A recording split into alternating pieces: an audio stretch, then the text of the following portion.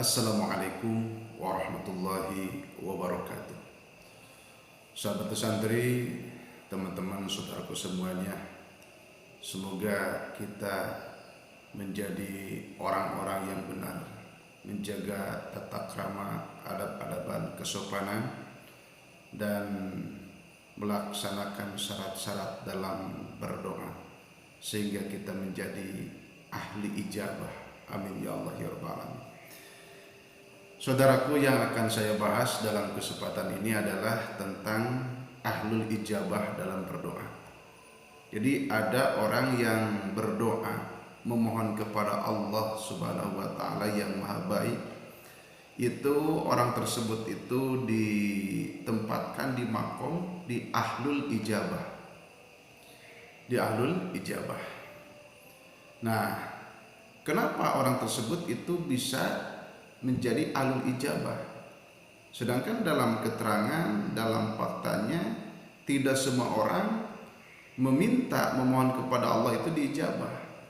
Bukan salah Allah, tetapi syaratnya kurang, kesopanan kepada Allah belum bagus, sehingga doanya itu tidak diterima oleh Allah. A'udzubillahi min dzalik. Nah, bagaimana orang kok bisa disebut ahli ijabah? Doanya diijabah, dikabul, diterima oleh Allah Subhanahu wa taala. Doanya, permintaannya itu dikabulkan oleh Allah. Nah, sebetulnya kita dibahas satu persatu. Semua doa orang itu diijabah. Tetapi ada yang diakhirkan, nanti diberinya di akhirat. Ada yang menebus dosa dulu untuk kifarat, ada yang diberikan segera di dunia. Sebetulnya diijabah dengan syarat-syaratnya dalam berdoa itu dilaksanakan, kesopanannya pun itu dijalankan. Nah, kita bahas lagi, bagaimana sih orang yang dikatakan ahlul ijabah?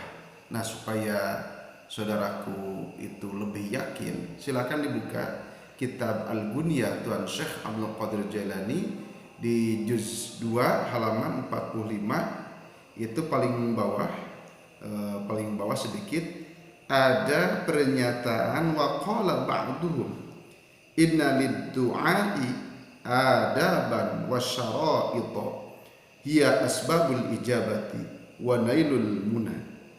Faman ra'aha wastakmalaha kana min ahli ijabati wa man awfalaha aw akhalla biha fahuwa min ahli i'tidai fid du'ai. Masyaallah, tabarakallah. Jadi memang oleh Tuan Syekh Abdul Qadir Jailani dimuat dalam kitab Ghunyahnya, ada orang yang menjadi ahlul ijabah. Nah, yang bagaimana? Inna lid-du'ai adaban wa syara'ita. Nah, di sini yang dikatakan ahlul ijabah adalah yang faman ra'aha wastakmalaha. Orang yang menjaga dan yang menyempurnakan. Sekali lagi, ini saudara, kalau tidak diedit ini sulit. Makanya nanti untuk referensi, untuk teks lihat di deskripsi aja. Nah, yang menjadi ahlul ijabah adalah orang yang menjaga dan menyempurnakan adab-adabannya, kesopanannya, dan syarat-syaratnya dalam berdoa. Jadi dijaga dengan semaksimal mungkin, dalam berdoanya sempurna. Nah, orang tersebut itu yakin akan menjadi ahlul ijabah. Makanya dalam berdoa itu tidak sembarangan. Kalau di Indonesia itu ada saatul ijabah. Setahu saya di Indonesia itu tidak ada makom ijabah. Tetap kita harus ke Arab, ke situ kan ada makom ijabah. Anu umpamanya. Nah, di Indonesia itu kan ada saatul ijabah. Khususnya berdoalah di saatul ijabah tersebut. Termasuk kesopanan kita. Dalam berdoa itu ada kesopanan zahir batin.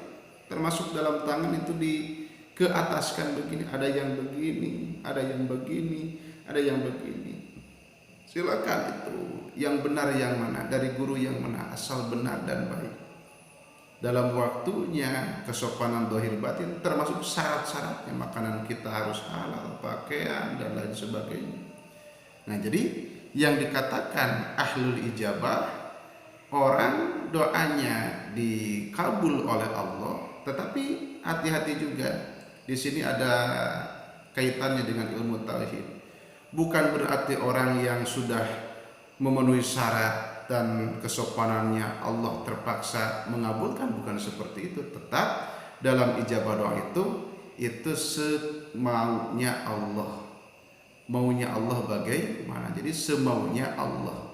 Itu tugas kita, berdoa yang sopan, yang sungguh-sungguh, yang sering, itu sebetulnya.